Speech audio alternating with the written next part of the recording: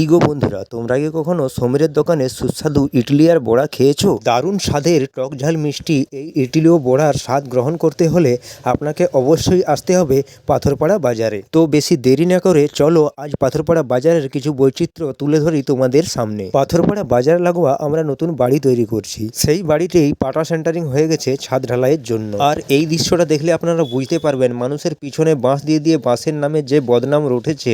বাঁশ কিন্তু অতটা খারাপ নয়, বাঁশ অনেক ভালো কাজেও লাগে। ভেসলিনের পরিবর্তে কাদা দিয়েও যে ফাটা জায়গার মেরামত করা যায় তা এই রাজমিস্ত্রিদের কাণ্ড কারখানা না দেখলে বুঝতেই পারতাম না। রড সোজা করে নাম করে রডের উপর চেপে এই যে মিস্ত্রি দোল খেয়ে নিল, বাকি মিস্ত্রিগুলো কিন্তু তার টেরে নিজের কাজগুলো একটু সেরে নেওয়ার চেষ্টা করলাম, তাই গাড়িটা আমি ধুয়ে নিলাম। শীতের শুষ্ক মৌসুমে প্রচুর ধুলা ওড়ে আর রাস্তার পাশে থাকার কারণে প্রচুর ধুলা বসে যায় গাড়ির ওপরে। তারপর পৌঁছে গেলাম পাথরপাড়ার বাজারে। আর আমাদের বাজারে পেট্রোল এইভাবে বিক্রি হয় কারণ এখানে কোনো পাম্প নেই।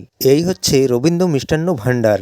এই দোকানের মিষ্টি চা আর সুস্বাদু মিষ্টি আমাদের খুব পছন্দের। তার সাথে চপ, সিঙ্গাড়া, ছানা, পনির সবই পেয়ে যাবেন এখানে। আর মিষ্টি খাওয়ার পর মুখের স্বাদ পাল্টানোর জন্য এই দোকানগুলোতেই পেয়ে যাবেন সিগারেট, গুটকা, পান আর স্বর্গে যাওয়ার সিঁড়ি, পিটিকু, মাদার, সরস্বতী ও নানা রকমের বিড়ি। সকালে এখানে বসে দেশি এবং বিদেশি মাছের বিশাল বাজার।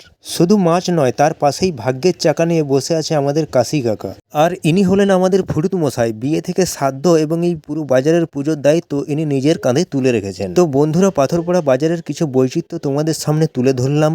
আমাদের বাজার কেমন লাগলো তোমরা কমেন্ট বক্সে অবশ্যই জানিও।